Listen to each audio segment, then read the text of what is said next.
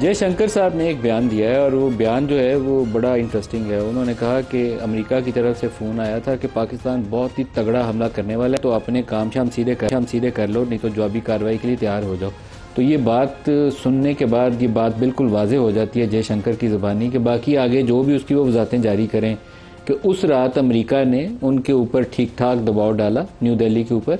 और उन्होंने वो जो राहुल गांधी बार बार कहते हैं ना कि वहाँ से ट्रंप का फ़ोन आया, उन्होंने कहा नरिंदर सरेंडर, तो फिर नरिंदर ने सरेंडर वाकई किया।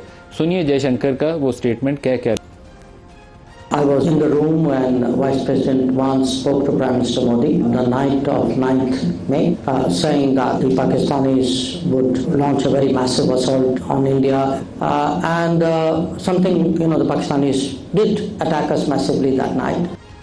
इसके ऊपर एक अमेरिकी सहाफ़ी CNN के निक रॉबर्टसन वो आज से कुछ हफ्ते पहले काफ़ी तफसील से अपने अंदाज में एक बयान एक ख़बर के तौर पर CNN पे जारी कर चुके हैं।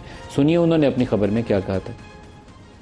When India attacked 3 air bases, one of them here in the capital, Pakistan responded with a relentless, a massive barrage of missiles and rockets, they say, Pakistan says, into Indian military facilities, bases inside India, air bases, weapons storage, and along that disputed line of control in Kashmir against military bases there. They say that really put India on the back foot. It didn't know what had happened. This is a ceasefire.